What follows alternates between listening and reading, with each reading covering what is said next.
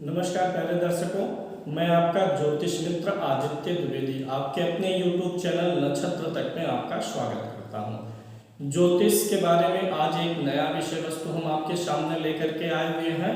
उसके पहले हम आपको सूचित कर दें कि अगर आप अपनी जन्म कुंडली पर परामर्श चाहते हैं, किसी समस्या से गुजर रहे हैं, समाधान चाहते हैं, विवाह के लिए कुंडली मिलान चाहते हैं या किसी भी प्रकार के मुहूर्त आदि के बारे में जानकारी चाहते हैं, किसी भी प्रकार के ग्रह दशाओं से संबंधित पूजा पाठ जप आदि करवाना चाहते हैं तो आप हमसे संपर्क कर सकते हैं। 7800771770 पर आप फोन कर सकते हैं, व्हाट्सएप कर सकते हैं। शुल्क आदि का विवरण आपको कॉल पर या व्हाट्सएप पर मिल जाएगा। चलिए शुरू करते हैं और एक नए रोचक विषय वस्तु के बारे में सीखते हैं। पिछले कार्यक्रम में हमने बात की थी कि किस राशि से किस अंग का विचार होगा। आज हम बात करेंगे किस भाव से किस अंग का विचार होता है। रोग ज्योतिष में इसकी बहुत अधिक ज़रूरत पड़ती है। राशि से अंग का विचार, भाव से अंग का विचार और किस ग्रह से किस अंग का विचार होता है। तो अगला कार्यक्रम किस ग्रह से किस अंग का विचार होगा ये रहेगा। इन तीनों को जानने के बाद आप डिसाइड कर सकते हैं कि आपकी कुंडली में प्रॉब्लम कहाँ है, किस अंग में है। तो आज हम 12 हाउस के बारे में बताते हैं। जिस भाव से संबंधित जो अंग है उसका हम विस्तार से वर्णन करेंगे। काल पुरुष की कुंडली हो जाती है ये 12 भाव। काल पुरुष मतलब ये हमारा जो शरीर है ये पूरा काल पुरुष की कुंडली है, जिसमें यहाँ जो प्रथम भाव होता है या ये होता है हमारा सिर। फिर इसी के बाद क्रम वाइज चलता है। सिर हो गया, गला, मुख हो गया, गला हो गया, हृदय हो गया, पेट, इस प्रकार से ये पूरा चलेगा। लास्ट में पैर तक आता है। 12वां भाव पैर का होता है। तो किस भाव से क्या चीज़ विचार होना चाहिए यही मैं आपको आज समझाने चल रहा हूँ। ये जो लग्न है, प्रथम हाउस जो होता है, पहला घर जो होता है, इसी को लग्न बोलते हैं। लग्न से या पहले घर से जो विचार होता है वो ओवरऑल हेल्थ का विचार होता है। आपकी पर्सनालिटी, अपीयरेंस कैसा रहेगा, दिखने में कैसे रहेंगे, क्या आपके व्यक्तित्व से, चेहरे को देख के, शरीर को देख के ही लोगों के ऊपर इम्प्रेशन पड़ेगा, वो यहाँ से पता चलेगा। बॉडी आपकी कितनी मजबूत है, ओवरऑल हेल्थ कितनी आपकी ठीक है, ये लगन से। लग्न मतलब शरीर होता है, तो पूरे शरीर का हाव भाव लग्न से ही पता चल जाएगा। बीमारियां होने पर आप जल्दी रिकवर कर पाएंगे कि देर लगेगा, ये भी लग्न से ही पता चलेगा। तो ओवरऑल पूरा शरीर ही हम लग्न से विचार करते हैं। और जो हमारे शरीर की प्रतिरोधक क्षमता है, एंटीबॉडी है, वो लग्न से ही पता चलेगा। सिर से संबंधित कोई समस्या है, सिर हो गया, मस्तिष्क के अंदर ब्रेन हो गया, माइंड हो गया, और यही बालों का भी हाल होगा। बाल का विचार इसी से करेंगे। और यहाँ अगर आपका पहला घर जो है अच्छा है तो आपका ओल्ड एज जो है वो भी इसी से विचार करेंगे। ओल्ड एज में हेल्थ कितनी रहेगी और शरीर की जो स्ट्रेंथ है, बल है, उसका विचार इसी भाव से करेंगे। और वही एक चीज़ जो फ्रीडम फ्रॉम इलनेस, बीमारी से कितनी जल्दी छुटकारा मिल सकता है, वो हम लग्न से विचार करते हैं। यानी लग्न से ओवरऑल तो पूरी बॉडी का ही विचार होगा, लेकिन स्पेशली जो ये वाला भाग है आपका, ये विचार होगा। सिर का विचार, सिर पे बाल हैं, बालों का विचार, उसके अंदरूनी नसें जो हैं, बुद्धि जो है, ये सारी चीज़ें विचार आप लग्न से कर सकते हैं। शरीर का जो सबसे ऊपर का हिस्सा है जो पूरे शरीर को कंट्रोल करता है, ब्रेन, वो हो गया आपका लगन हो गया। सेकंड हाउस से, द्वितीय भाव से क्या क्या विचार करेंगे। पहली चीज़, सेकंड हाउस आपके चेहरे का है, चेहरे का विचार इसी से होगा। आँखों का विचार इसी से होता है। आँख का विचार दूसरे भाव से होता है, यहाँ पर एक स्पेशल ट्रिक है। और 12वें भाव से भी आँख का विचार होता है। दूसरे भाव से और 12वें भाव से आँखों का विचार होगा। अगर पुरुष की कुंडली है तो दूसरे भाव से दाईं आँख का विचार करेंगे और बाईं आँख का विचार 12वें भाव से करेंगे। स्त्री की कुंडली है तो द्वितीय भाव से वाम आँख यानी लेफ्ट आई और 12वें भाव से राइट आई का विचार स्त्री की कुंडली में होगा। पुरुष की कुंडली में इसी के उलट हो जाता है। आपका ये जो एरिया है ये मुख का है, यानी मुख से संबंधित, दांत मसूड़ों से संबंधित, तालू से संबंधित कोई रोग बीमारी है, दांत मसूड़ों से है, तो आपको सेकंड हाउस देखना पड़ेगा। फेस जो है, चेहरा जो है, उस पर अगर कोई प्रॉब्लम है, पिंपल्स वगैरह की भी बात कर सकते हैं। फेस जो है वो इसी सेकंड हाउस से विचार होगा, राइट आई होगा, जीभ दांत का हो जाएगा, और जो भी ऑरल से संबंधित हैं सब इसी में आ जाएगा। नेल्स भी इसी में आएंगे। नेल्स मतलब नाखून का भी विचार इसी भाव से होना है। नाखूनों में कोई प्रॉब्लम है तो यहीं से देखेंगे, और इसके साथ साथ अंगुलियों का भी विचार यहाँ से होना है। तृतीय भाव से क्या विचार करेंगे इसके बारे में भी देख लेते हैं। जो आपका नाक का एरिया है, कान है, गला है, नाक कान गला, इसका विचार यहीं से होगा। नाक कान गले का विचार थर्ड हाउस से होगा। कंधा जो है उसका विचार इसी से होगा। शोल्डर्स जो हैं आपके, उसका विचार यहीं से होगा। इसी से जो श्वास नली है उसका भी विचार होना है। श्वास की नली, कुछ लोगों को दमा वगैरह की शिकायत होती है, ठंडियों में उनको ज़्यादा प्रॉब्लम होती है, तो थर्ड हाउस देखना चाहिए। श्वास नली हो गई, ब्रीदिंग हो गई, ब्रीदिंग से संबंधित कुछ भी हो गया। भोजन नली जो हो गई, भोजन नली और श्वास नली दोनों एक ही होता है, तो अगर श्वास का विचार करेंगे श्वास नली का, तो भोजन नली का भी विचार इसी से करते हैं। और जो हाथ का पहला भाग है, फर्स्ट पार्ट ऑफ हैंड, उसका भी विचार इसी से करते हैं। इसी से जो है थायराइड से संबंधित अगर कोई प्रॉब्लम मनुष्य के शरीर में है तो उसका भी विचार यहीं से किया जाएगा। थायराइड जो ग्रंथि होती है, गले में होती है ना थायराइड ग्रंथि, कुछ लोगों को घेघा उघा निकल जाता है, यहाँ पे बढ़ जाता है मांस, तो वो यही भाव है। तो थायराइड जो गले की है वो ठीक तरीके से चल रही है, थायराइड का लेवल ठीक है, वो भी इसी थर्ड हाउस से ही विचार किया जाएगा।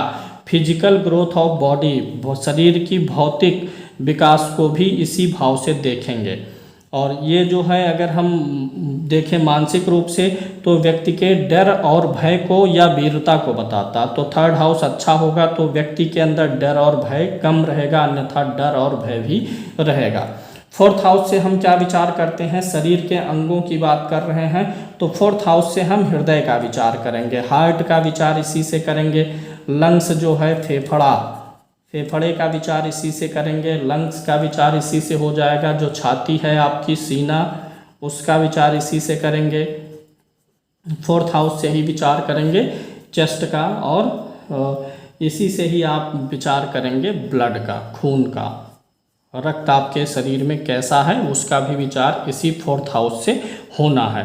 यानी एक ये जो शरीर का मेन पार्ट है, हृदय हो गया, फेफड़ा हो गया, और एक ब्रेन माला हो गया, तो ब्रेन यहाँ से हो गया, और ये चौथा भाव भी बहुत महत्वपूर्ण हो जाता है। पांचवें भाव से क्या क्या विचार होगा इसको भी देख लेते हैं। जो पेट का निचला हिस्सा है उसका विचार करेंगे। पेट का निचला हिस्सा, किसी की तोंद निकली हुई है, पेट निकला हुआ है, तो उसका भी विचार यहीं से होता है। पेट कितना निकलेगा, कितना बड़ा रहेगा, उसका विचार पेट का निचला हिस्सा भी इसी से देख लेंगे। इसके अलावा ऊपर वाला हिस्सा, पूरा ओवरऑल पेट इसी से देख सकते हैं। गाल ब्लैडर जो होता है, पित्त की थैली जिसको बोलते हैं, उसको भी इसी से देखेंगे। पित्त की थैली इसी से देखी जाएगी। कुछ लोगों का गाल ब्लैडर निकालना पड़ जाता है तो फिफ्थ हाउस को उसमें देखना चाहिए। जो लीवर है आपका, जिगर है, उसको भी इसी फिफ्थ हाउस से ही देखेंगे। लीवर जो हो गया, पैनक्रियास जो होता है उसको भी इसी से देखेंगे, और इसी से ही छोटी आंत भी देखी जाती है। छोटी आंत का भी विचार इसी भाव से किया जाएगा। पंचम भाव से ही हम अग्न्याशय का भी विचार करेंगे। अग्न्याशय जो होता है शरीर में, ये भोजन को पचाने का काम करता है, भोजन को गर्मी देता है, भोजन को पचाने का काम करता है, तो ये भी फिफ्थ हाउस से ही देखा जाएगा। छठे भाव से क्या देखेंगे, पेट का नीचे वाला हिस्सा देखेंगे। पंचम से पेट का ऊपर वाला हिस्सा देखते हैं, छठे से पेट के नीचे वाले हिस्से को हम देखेंगे। और यहाँ पे जो है पेट का निचला हिस्सा हो गया। बड़ी आंत का विचार इसी भाव से होगा। बड़ी आंत, दो आंत होती है, छोटी और बड़ी आंत। छोटी आंत ऊपर होती है, बड़ी आंत नीचे है, तो उसका भी विचार हम इसी से कर लेंगे। बड़ी आंत का विचार यहाँ से होगा, सिक्स हाउस से होगा। आपके किडनी का विचार इसी हाउस से होगा, किडनी का विचार छठे भाव से करेंगे। और चंद्रमा ग्रह और शुक्र ग्रह की भूमिका इसमें होती है।